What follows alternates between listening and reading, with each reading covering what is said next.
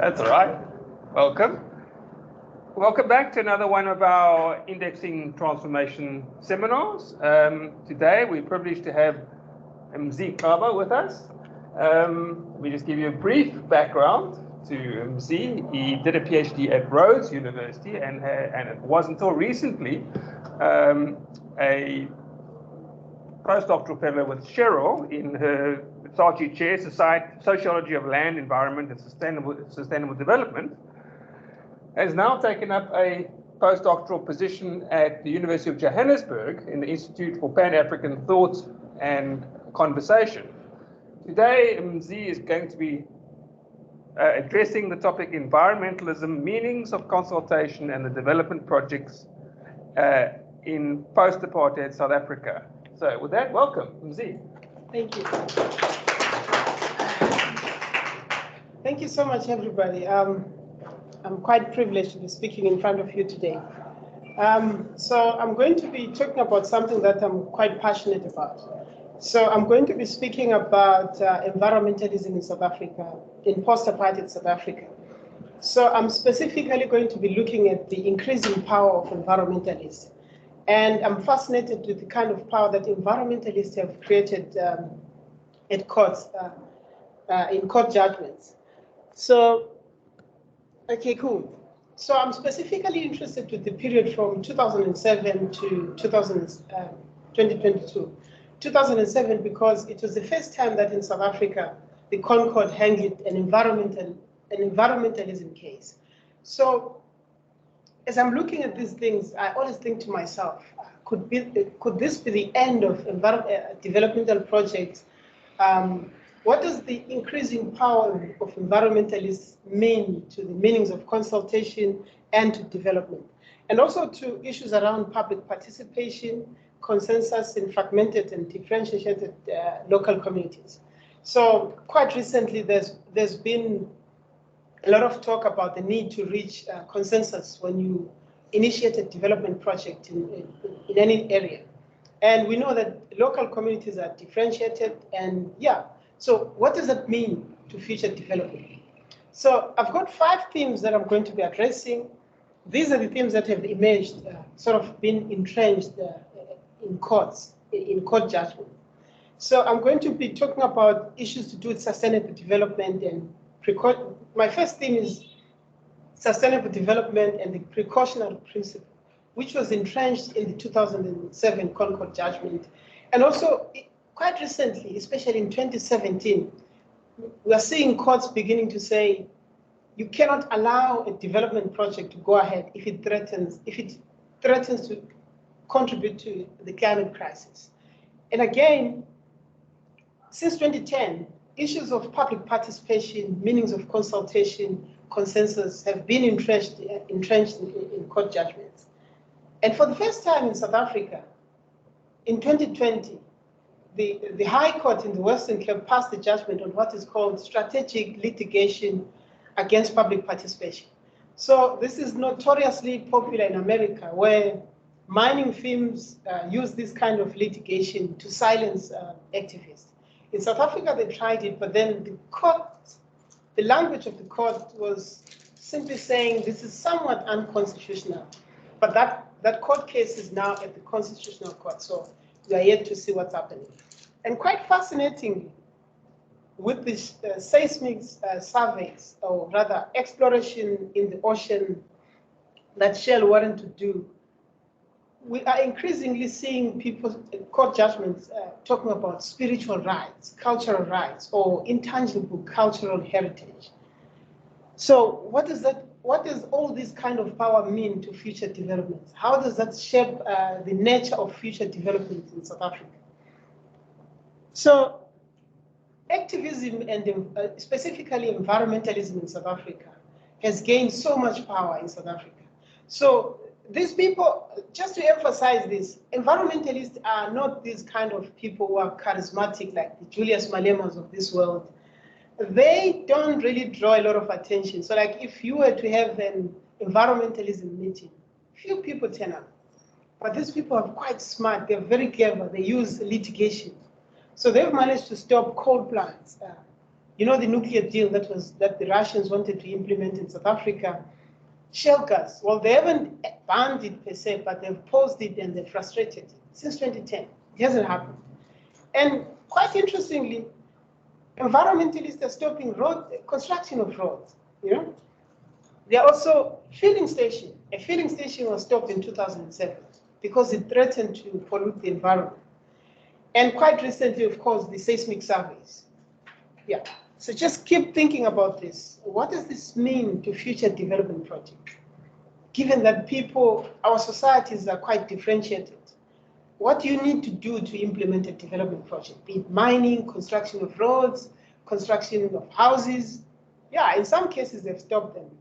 I remember in Joburg there's a case like that, where some guy wanted to develop some housing project, and environmentalists were saying, we can't do that because there's a swampy area nearby or something like that. So what can we make of this increased power of environmentalism? So my argument is simply to say that environmentalists have managed to entrench democracy, just in terms of protection of land rights, spiritual and cultural rights. And also they help us to think about land in a much more different way, away from this neoliberal commodification of land, where people are expected to produce something from the land to the market. But rather, we are beginning to think about land not just as an asset to produce commodities, but land as an asset, as a place to enjoy a meaningful life, okay? As a place for spirituality, okay? And also it helps us to think about the importance of small water farming. So just to give you an example, in the Wild Coast, for example, many of the communities there have actually demonstrated that, and there is empirical evidence for this. They've demonstrated that they are better off than many other people in South Africa. Just in terms of livelihoods, they manage to grow crops and they have meaningful land-based livelihoods. But of course, I'm quite skeptical a little bit. So in that, this kind of power tends to complicate the implementation of development. In a way, we can claim that it slows down development, but it does, to some extent, teach the state to do its job, okay? Well, I mean, of course, we do know the contradictory kind of position that the state is in, wherein, according to the Bill of Rights, they have to protect the environment, according to Section 24. But then, interestingly, in South Africa is probably one of the few countries where things like housing, things like education, things like healthcare, they are a right. So for example, if you are deathly sick and you are HIV positive, you can get a disability grant for 6 months, or up to a point where you your CT4 count is in a certain point. So that the state needs to grow the economy so that they can meet certain socio-economic rights.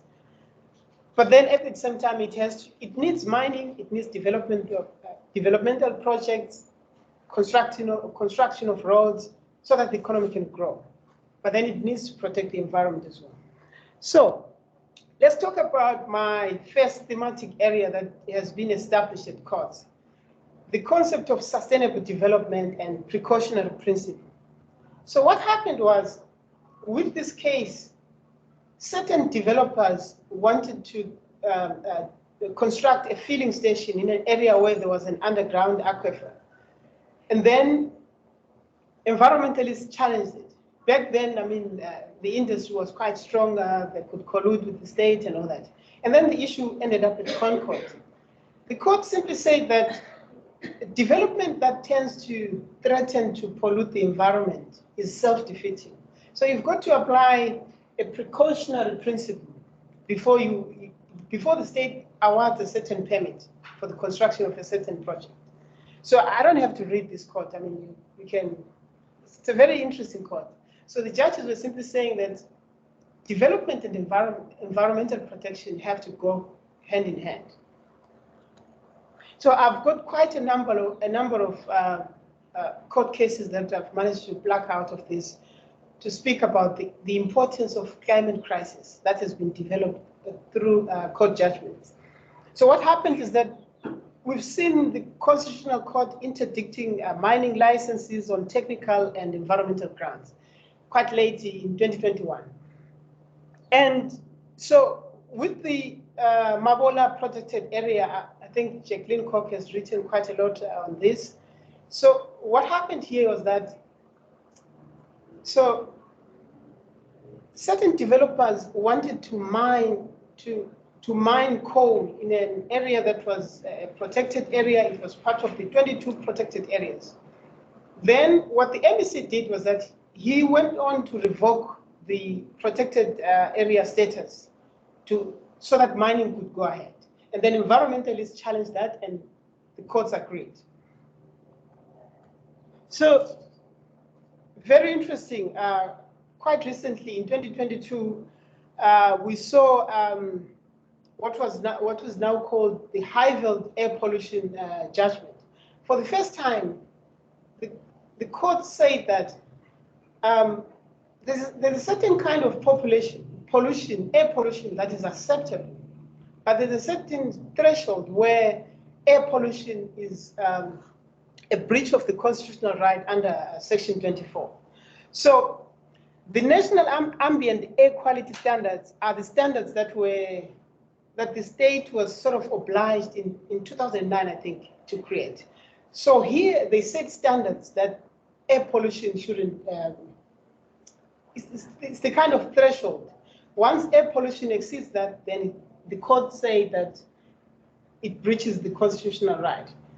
So what does that mean in terms of future coal mining? Does it mean that this is the end of coal mining? Because coal mining contributes to about 90% of the energy that is used in South Africa. So what does that mean to future coal plants? How do we think about that using this case? And then there's the Thabameti coal plant, and then very interesting. So this was the first climate change case in South Africa. So what the court did is that it set aside the environmental approval of this coal plant. And quite interestingly, we are seeing a very interesting trend amongst financial institutions where financial institutions are getting very hesitant to fund certain developments that tends to threaten the environment or climate crisis or whatever. Very interesting, the concept of full participation in consultation. So South African courts have sort of said that if someone intends to construct a road or mine in a certain area or whatever, you've got to establish proper full consultation and then participation. You've got to ensure that everybody is aware of everything that is going to happen. And merely speaking to a traditional leader does not amount to full participation or consultation for that matter. And quite interestingly, in 2020, there was the Colombian Judgment, which was quite celebrated widely in South Africa. So here, what happened was that the court said that communities have a right to see the mining application for a proposed development, including information about shareholder ownership, proof of consultation, financial and technical competence, and many other issues. So, but the major problem with the state is that in virtually all the projects that the state tends to assist or implement or however, they tend to have this culture of secrecy, okay? Just to give you an interesting example. So on Tuesday, I attended what was called Shell Gas Action Plan, something like that. And I mean, of course, I saw the invite and then I circulated amongst my participants. Not even one of them knew about this. Well, I'm not implying that the state had a role to inform them, but one would expect that the state could have informed them in advance, because they are the key stakeholders.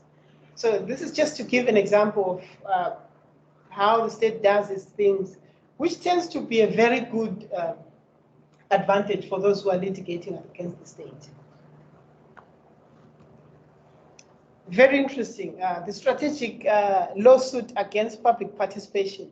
So what happened here was that two academics wrote about the mining that was happening Wild Coast in the Eastern Cape, and they documented the sort of evidence about the pollution of the land and whatever.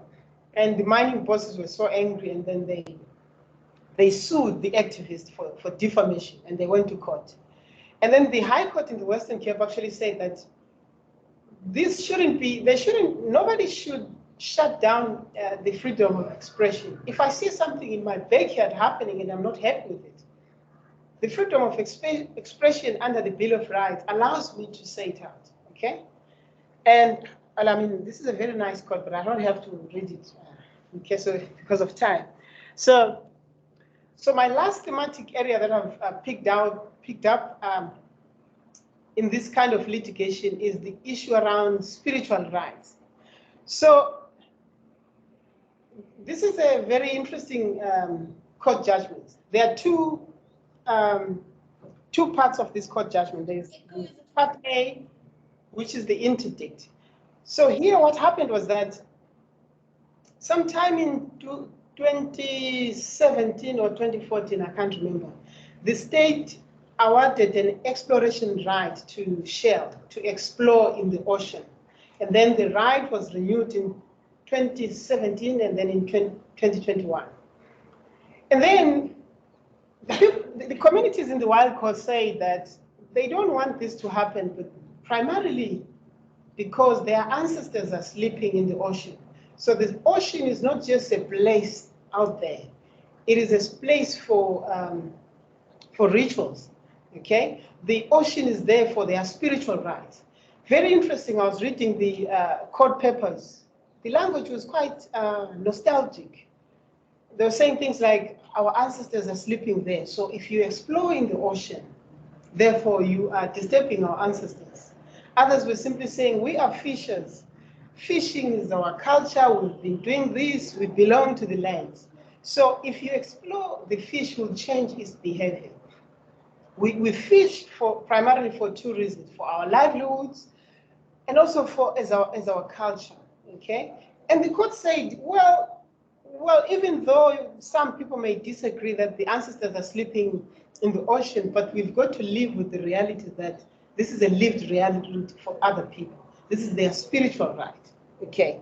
Just to explain to some of you, I know that you guys are experts. So an interdict, when you apply to court to get an interdict, you sort of try to desperately show that if this kind of project goes ahead, it has a potential to harm my rights. So just stop it now while we go to the part B of the court proceedings. So in part B was not really different from part A in terms of reasoning. So they simply agreed that the court is not just, the ocean is not just a place for people to swim and have fun, but it is a space for rituals, okay, for the coastal communities who live there. And so quite interestingly, a lot of people always think that Shell didn't do some consultation in the Wild Coast. But the truth is, Shell did do some thorough consultation. But how? With who?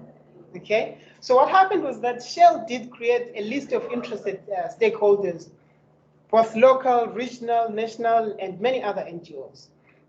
And then they followed all the procedures, coming up with a document to explain what exploration means and all that, putting up adverts in newspapers, giving communities 21 days, to comment, and then, but eventually they were awarded the exploration right. Okay, so how was Shell's consultation flawed?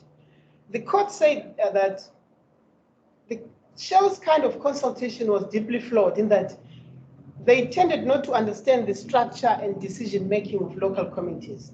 And very interestingly, I have to emphasize that, you remember that Concord judgment in 2007, virtually every environmentalism judgment that you read, that court judgment is there.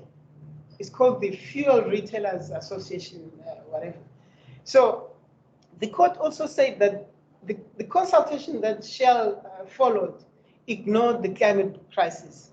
It also ignored the potential for exploration to harm marine life and bird life. And also it ignored the spiritual rights and all that. It also ignored the precautionary principle that I spoke about, which was sort of entrenched in the 2007 judgment. And also the court said that this is very interesting, and you would learn how environmentalists work. So the court said that the shale did not consult with other groups in the local communities. So these are the other groups that were not that were claiming that they were not informed. But the reality is that they did not register in this sort of consultation process that Shell was doing. They claim that they were not consulted. I mean, I don't know if that's true, but that's what the court said. That's what the court agreed. But it also shows the potential of different members in a local community to manipulate this, to win a certain court judgment. So eventually, the court said that the decision to grant the exploration right that on the part of the state was unlawful, procedurally unfair, because Shell failed to adequately consult or consulted all with interested and affected parties. And also that the consultation process wasn't done in a public process. It sort of implied that the consultation process was sneaky, elusive, and not transparent. They spoke with the people that agreed with them, kind of. And the sort of advertisement was done in newspapers that were English and Afrikaans. And the court actually suggested that they should have sent the adverts to newspapers, local newspapers like Isolezwe, local radio station like Mhlobonene and all that. So that way the consultation process wasn't adequate. So very interesting to note that Shell did thoroughly consult. But so what do you need to do in the future to say you have fully consulted? Okay, that is something that we need to think about. So, and then very interesting, the Amazon case. This one I find it very interesting because development in the Amazon, so Amazon wanted to build the headquarters in Africa, in Cape Town and all that. And this project was worth about 4 billion. And construction of the headquarters had started. And then environmentalists, interesting that the sort of local or indigenous communities that are stakeholders here are also not agreeing on certain things. Okay? And the court said that Amazon didn't do due diligence in terms of meaningful engagement and consultation with indigenous people. But remember, they're also different. There is quite a number of indigenous groups that lay claim to the land. So, yeah, maybe I can read this quote.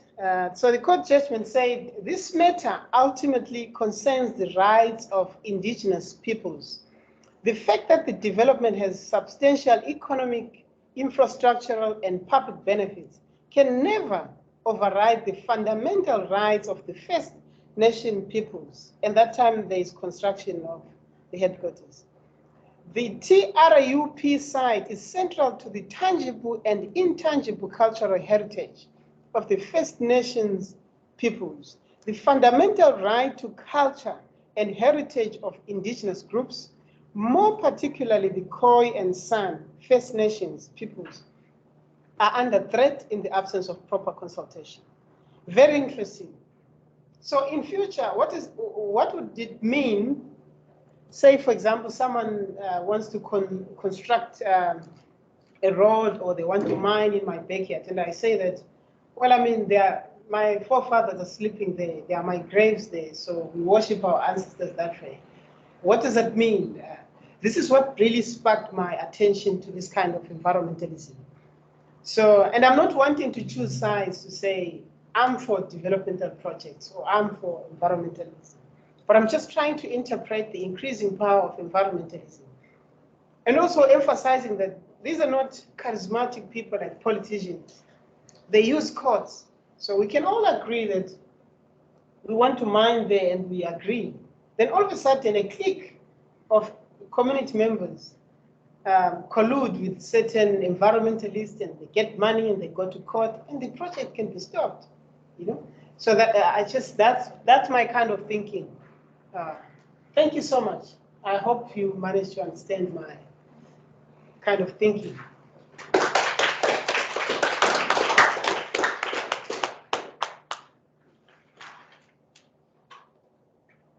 Z, thank you for a very thought-provoking presentation. I want to open it up now. I'm just going to sit here and let Z take it. So if I can have a...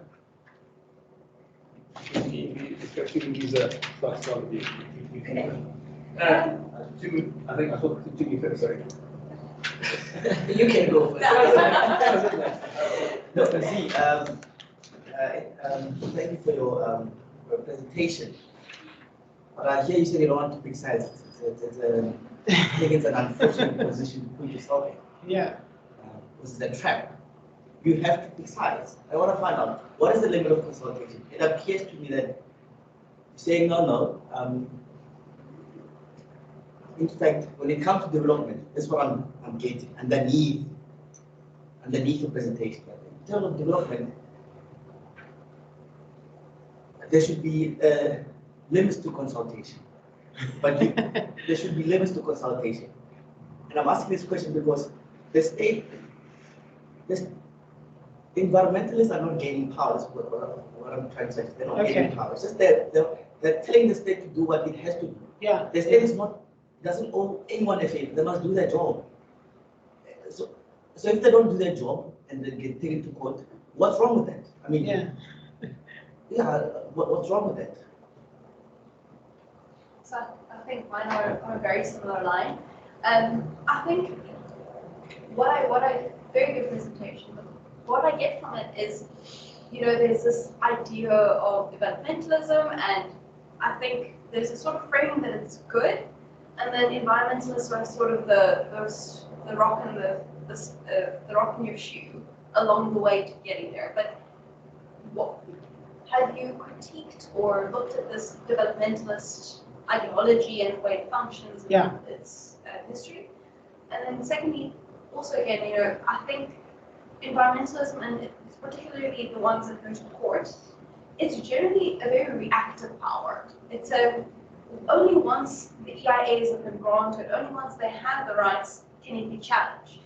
So if there's a state like ours that is pro-development, that is pro-extractivism, reactionary power isn't a lot. And I think you made a list of the things that were stopped. Yeah. How long would the list of things be that weren't stopped? Oh, yeah.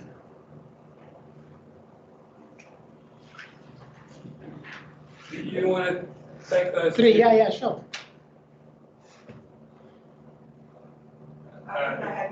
Yes. Okay. I also saw a hand over there, but sorry, was you also doing that? Okay. I saw a hand over. Thanks, Lloyd. Yes, Thank you, Dee. It's really good work. I'm so interested in this. And I think partly because of the question we're about to ask, in some ways I think it's similar to previous questions. So I think it's really fascinating, this framing around kind of almost like this, what shall we call it, adversary relationship that happens between questions of development and those of the environment, right? So I have two questions. The first one is there another way to imagine this conversation we had without those two polarizing ideas, right? Okay, so that's the first thing. The second thing is, and maybe related to this, but related to this, is we opened up by having a brief discussion around commodification of land and so on. I'm wondering, at what moments did you notice in your work, or have you noticed, whether or at what moments, if at all, there are any of these moments where the language of commodification, the language of development is utilized by the environmentalists to put what they want to achieve. Okay, so yeah, and have you noticed anything like that happening? You know, because I mean, I think there is, in some ways, there is a conversation to be had around environmentalism, the what do we call the kinds of projects projects that environmentalists take on, and also the rhetoric they use, and I mean, yeah, and the ways they go about maneuvering the system as well. That in a lot of ways is also, you know, reinforcing of the system and perpetuating it as well. So it's not like, you know, you're completely separate or outside of the system as well. So at what moments are those kind of, do they speak back to power in the language of power? Yeah, those are my two. Okay. Thank you so much. Very difficult and fascinating questions. I don't know how to hang all of them, but yeah, very interesting. To me, very interesting. That's my reasoning as well, the limits to consultation. Yeah, I mean, you're quite right. I fully agree with you. I mean, environmentalism, you're quite right that environmentalists are not gaining power. This is the power that has always been there. Environmentalists are establishing these issues at courts primarily because we've got a problematic state. I agree with you. So what are the limits to consultation? I have no answer to this. Like I said, I mean, virtually everywhere. I mean, I've got a friend of mine who's doing, who completed his PhD on the N2 road that many communities are challenging in the Eastern Cape. This is a mere road. I mean, come on. What can it do to the environment? I mean, a lot of people. In fact, at some point, the HSRC conducted a study, very interesting study. Actually, over 90% of some villages, over 90% of people in some villages want that road to happen. But I mean, of course, the problem I have with environmentalists is that they've created this structure where you can be living in New York, but for as long as you've got the understanding of the laws and the processes of mining, you can actually collude with AfriForum or Center of Environmental Rights and be at court, you know. So, yeah, that's the kind of, to some extent, it does challenge executive power. I mean, at some point, can we really say that Tumi and Z and his friends have been consulted? Because, like, you look at, like, even if you look at this shale case, well, I mean, I don't deny that the process could have been dubious. But I mean, people could have elected not to attend, not to be part of this. They could have elected to say, no, this is our land. These are strangers. We're not going to entertain. Then only to go back and then go to court. So this is the kind of that's the kind of reasoning in this. Elisa, development as a public good. Well, I mean, environmentalists have long been seen by the state as the green handbrake. I'm sure you have seen, well, there's a lot of issues that are quite problematic about environmentalists. So, I mean, you look at people like Minister Mantashe saying things like, this is a new apartheid, something like that. So environmentalists are justifiably seen as a handbrake. I do believe that they are somewhat a handbrake. I don't know. I don't know if you want me to take a stance. The developmentalist ideology, reactive power, well, I don't know how to engage those things. But yeah, to me, environmentalists tend to be problematic because you only see them when they're challenging the state. But in other serious issues, like look at the amount of black companies in the JSC, for example. I mean, I've never seen environmentalists challenging those things or pushing the state to say, by 2040, by 2025, you must be having black companies or black lawyers doing this, having a stake or what. You don't see them doing that, but you see them challenging the state. So I do have a problem with that, but yeah, well, I mean, they have entrenched democracy. I'm quite grateful, but yeah. Vanessa, the commodification of land. I'm not so sure if I had that question. Yeah. Well, generally, the I'm not so sure if I'm answering your question, but the post-apartheid government, be it on land or on mining, tends to see land in a more commodified manner. So land has to produce benefits. So for example, minerals, the language of the state is that these are minerals that God gave us. We've got to exploit them, We've got to, but of course there is always, what do you call it, nefarious intentions. Every development, every mining project always has these empowerment deals, and we know that what happens, for example, in the platinum belt and all that. So even when it comes to land reform, for example, most land reform beneficiaries don't have title deeds, precisely because the state simply says that we cannot give you title deeds because you're not producing. So there is always this commodification of land, and yeah. I chose not to answer your questions because I didn't answer them. I didn't understand them. Yeah, thanks. No questions online. I'm possibly forgetting people online. Please, where is the mic? I'm also just that's that other thing, whether people online can hear. It's always an issue. Does this mic work? Okay, I'm gonna rove with this maybe. People, sorry? People online, can I get a thumbs up? Can you hear me?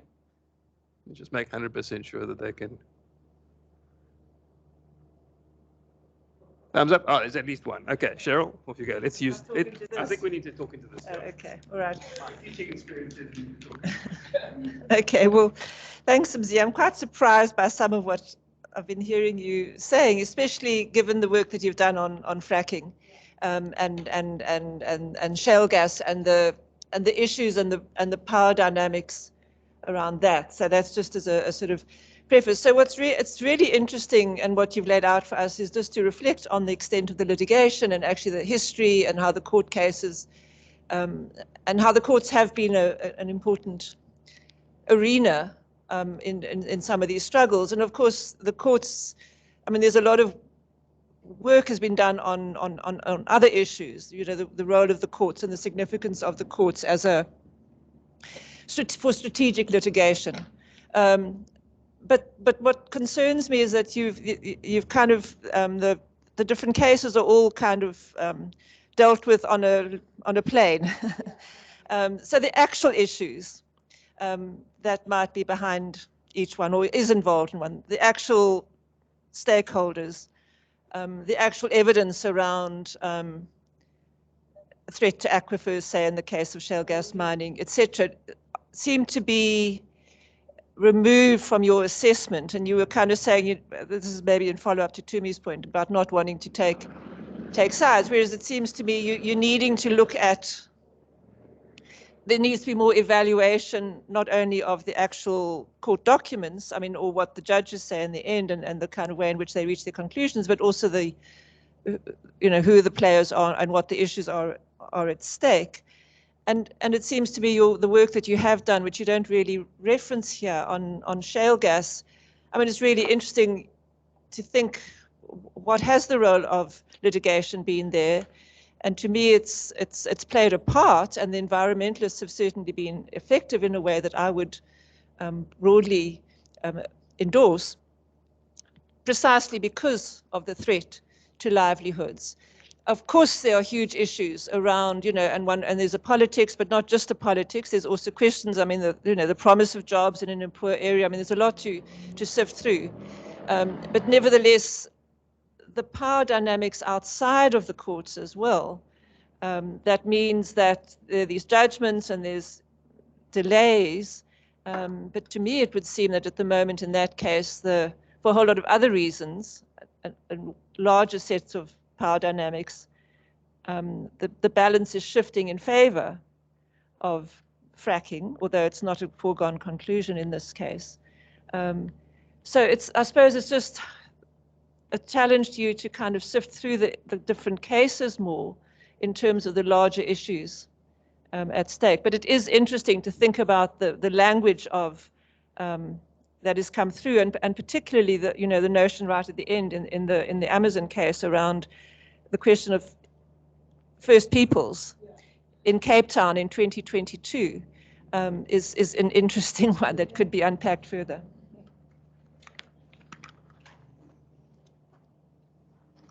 Simon, sir. Yes, thank you, Mzi. I'm going to pick up on the last point which Cheryl made, if I may. What I'm going to try and argue, which I think was mentioned here, is I'm going to try and argue that for us, maybe we should think of a new way of thinking about development, through which, a lens through which we include the environmental challenge, rather than saying there are development projects and there are environmental projects. But I mean, that's simply a suggestion. I know a little bit about what has been happening in Cape Town. I mean, I don't know whether everyone knows. The Amazon project is a project which is focused on an area of land which is largely undeveloped in the center of the city of Cape Town. The legal opinion was not turning it down. The legal opinion was we need more information before we can decide whether it ought to be turned down. And the more information, as Cheryl mentioned, is on the one hand, there is a debate saying this is going to create jobs. This is going to put Cape Town more on a global map. It's going to create high-level jobs, skilled jobs. It's going to create an environment where you have low-level jobs. And that needs to be weighed up against the Khoi claim, the emergent Khoi claim of this was our territory, we would like it back, about which June Bam has written a book called Aussie Told Me, and there's a whole issue about that. Let me not go any further. What I'm suggesting is that there are two sides, and the two sides could be put together and say the developmental challenge is how one can try and meet by balancing up priorities without excluding one from the other and the other from the one. How can we balance up priorities in such a way that it is developmental in the sense of an improved quality of life, improved equality, improved life on the one hand, and which is also meeting insofar as we can the environmental issues. So that's the general question. The second question simply is, are there cases you know of, legal cases you know of, where this form of balancing up and agreeing partly with the one side, the environmental side, and partly with the developmental side without the environment, are there such cases you know of that don't say either or, but try and seek some form of balance? I enjoyed the presentation very much. Thank you, Mzi. Let's take one more and then I'll hand back. Thank you so much. And this question may have been rendered redundant just after what you said, but I wanted to comment a little bit on what the environmentalism of the Trupp case in particular. I thought it was so interesting that you brought it up. The Trupp case, the TRUP. Yeah.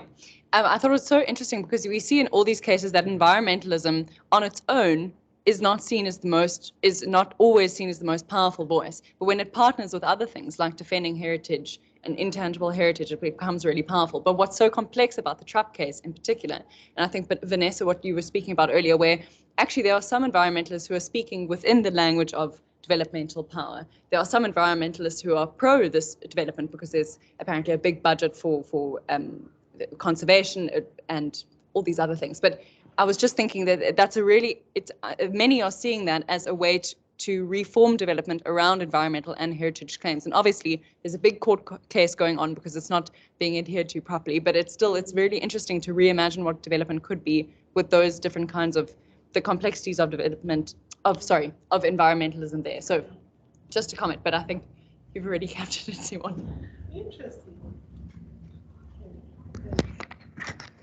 This actually shows that I haven't done enough homework. Thank you for that comment. So yeah, thank you so much, Cheryl. I enjoyed your question. Yeah, well, it's true that the kind of cases that I've consulted tend to be one-sided. Yeah, you spoke about the actual evidence that was presented at courts. Yeah, this is a very strong point. You're quite right. And it does pop up in my paper. I haven't finished writing it. So just to give you an example of the shale case, the seismic survey. it's not that environmentalists were these rogue elements were just going to courts. There were about 11 scientists in the biological sciences, different qualifications, who actually presented their empirical evidence at the Grahamstown court. And there was lots of evidence to show that this tends to, this kind of exploration could be dangerous. There was lots of empirical, which brings one to the argument around sacrifice zones. At what point do you say, let's just sacrifice this for development? And for what, you know, yeah. Shale gas, the role of litigation, again, even the 2019 court judgment at the SCA did acknowledge that shale gas threatens to pollute the environment, and there is evidence for that. So yeah, and then the power dynamics outside courts, a very interesting comment. And now I understand your questions, Vanessa. Yes, thank you so much, Simone. So yeah, of course, we need to think about a new way of development, but I haven't seen that happening, okay? People tend to, I think the bigger, you see, when the state is polarized, the citizens tend to be polarized as well. So just to give a weird example. So amongst you here, I'm sure when you look at political figures, you tend to be polarized as well. I'm not so sure about judges, but you see, when the state apparatus is polarized, you cannot run away from, and I think Jacqueline Koch does speak about this a lot, that we tend to be polarized between those supporting development and those supporting the environments, whereas it shouldn't be like that. I think part of the reason why we tend to be polarized is that the state tends not to accommodate anyone who is protecting the environment. Anyone who is protecting the environment is white, is interested in flowers, is interested in plants, is interested in this. And so there is this view of anyone who is opposing development.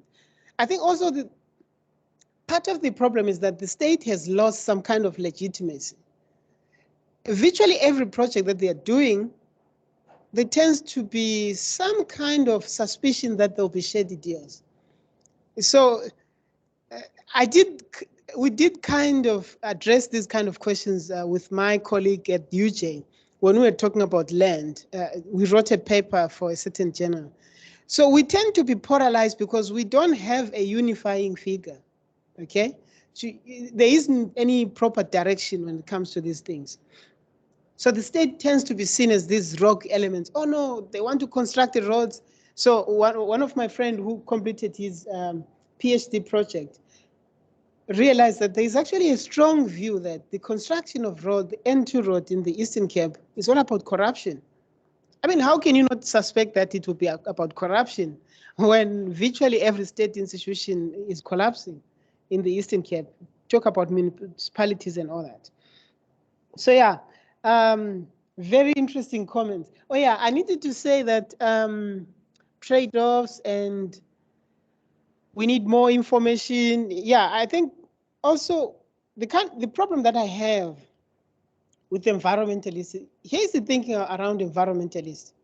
Environmentalists don't want any fossil fuel kind of development. So they will do everything in their power. Look at the Mabola case, for example. They use all sorts of technical arguments to drag the courts, to drag the matters at courts. So once the case is at court, it becomes sub judice. I don't know if I'm pronouncing it well. So yeah. And I don't know if I need to say anything after what you said. I really enjoyed your comment. Thank you for your comment. Yeah.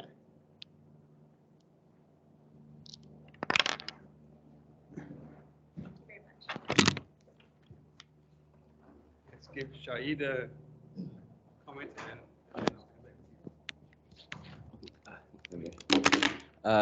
Thanks, Mzi. I enjoy the paper, partly because you map out a very interesting terrain of which I didn't know much. Obviously, I'm not coming to your guys' meetings enough, but I think that it was fascinating, right, to see that these are these cases over time, and that there is this kind of this complexity around development, around state, different languages. For me, it's a nice overview, and I think it's a really good opportunity for ethnographic work. But in general, I completely am very suspicious of what you are saying. I don't believe anybody who says they're neutral. Anybody who says they're neutral is not. Edward Said has a beautiful way of putting it many years ago. He said, neutrality is a ruse, right? It is necessarily obfuscates one's position, because we always have positions. And so I can see your position very clearly. So for example, collusion for you is a problem because environmentalists collude with the state sometimes to get things done. But you just gloss quickly over the evidence you give us that these kind of miners are clearly also colluding with the state at some point. In some of the cases, it was the environmentalists who had to come back and challenge the clear collusion, the corruption that had taken place. So that's not, we need to think about that. What kinds of collusion do we foreground? Which ones do we not? The other thing is, I gather that you got kind of a suspicion about the public, People are saying this is about corruption. People are saying this, Then you've got these environmentalists. They speak for everyone. I think you should read Slobodian on neoliberalism and the authoritarian neoliberalism. Authoritarian neoliberalism is a massive thing at the moment, and it is suspicious of public because the democracy will lead to chaos. It will stand in the way of the developmental imperative of capital and the state, right? So, but nevertheless, so I don't buy this, all what you are saying. But nevertheless, I think what you're actually telling us some other far more interesting things that are going on here. We need to ask more interesting questions, really. Where are these cases happening? Why is the Eastern Cape, for example, such an important place? And I think for that, we need to really understand how residents in the Eastern Cape understand that place and their relation to it. And I would not be so dismissive of their own claims, to have a place, to have land. This is one of the largest Bantustans, right? It is severely underdeveloped, so I agree with you. But the kinds of development also have a history, There's also some kind of a relation there, and I actually think we just don't have that information, and South African anthropology has not provided it, and that's a massive lack. Because only that can give you a sense, Why does this place have currency? Why does this language? So the question I was thinking as you're coming, do you think developmental projects in Germany face this kind of backlash? Cultural rights? No, they don't. You know why? Because everybody's been given a decent standard of living. This question of cultural rights is in the settler colonial areas. This is First Nations, American language, get transported to South Africa. You probably find similar discourse in Australia. This is a settler colonial condition. So you have to address that before you address development, right? Development of what? The nation state. What's the nation state? We need to interrogate the very basis of these things before just coming to this. Otherwise, you end up with a very, developmentalist argument. But then I could also be more of a developmentalist, like say, Simon, and then turn around. Another point, sorry, before I end now. What is this obsession of the state with mining? You buy into that? Mining? You're telling me South African state has this thing, we have to mine more? Don't they know this thing is dead?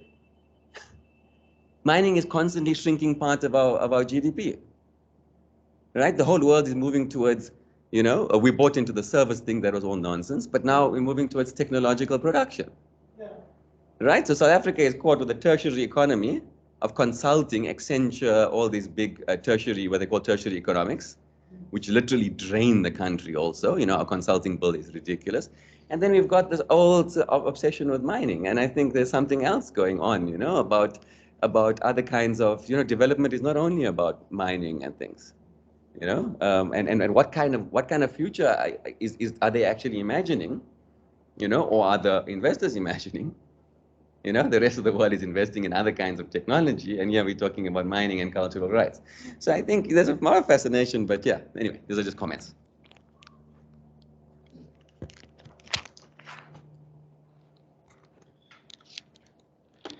No, Mzi, I think I have a question, but might come out as a comment. The state is not seen as rogue. The state is rogue. We had a criminal state, what was entrenched. It put into our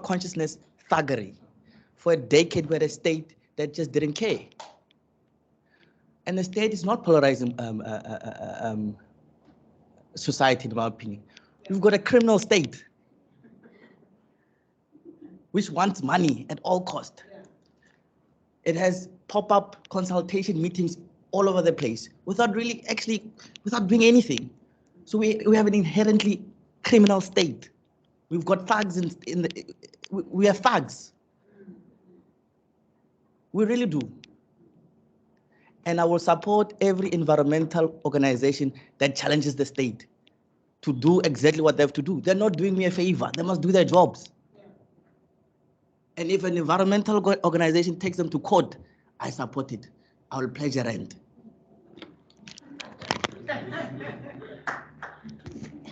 Yeah, brilliant.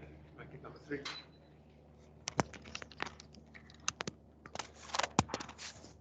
So Tumi's comment made me think of a literature that I need to read more of again, but called Around the Criminalization of the State in Africa in particular. But I mean, obviously the question more generally of what the state is and what it has become. But my question was actually, I'm still stuck on this question of developmental, and your last question here, really, where you end the presentation. And, I wonder, James Ferguson in the mid-2000s spoke about the distinction between socially thick development and socially thin development. And the paradigmatic case of socially thin development was the oil company in Angola that comes in and mines off the shore of Angola and sends no benefits actually to the Angolan shore, apart from a few in the States who get kickbacks, right? And the paradigmatic case of the socially thick development were investments in mining companies where the companies provided jobs, schools, housing in the 1940s and 50s in Zambia, right? That created what he called elsewhere an expectation of modernity, right? And him and together with Tanya Murray Lee have started thinking about, post-development, but also the end of development or after development. What if we rethink of these projects as not leading to any social benefits? How does that refashion what we think? And then is what we understand by development just sort of naked capitalist accumulation in another guise? And all these little add-ons, you have to have some kind of social benefit, you have to have an environmental benefit, that those to some extent cloud the fact that these developmental projects don't really have a sort of social impact at all. They're just about accumulation, sort of 2.0. So whether litigation by environmental groups or heritage groups or alliances between them can stop development is a question, but whether the paradigm of developments itself should be under pressure, and what we call this as such, and how we evaluate so-called development, I think seems to be also at stake here, right? Maybe not assuming that development is a constant here and interrogating it, in other words, as a category, because it seems to me building a road in the Eastern Cape is something a bit different from whatever the corruption involved is in that sort of freeway in the Eastern Cape, coastal freeway, versus Amazon's headquarters in Cape Town. Those are somewhat different kinds of things.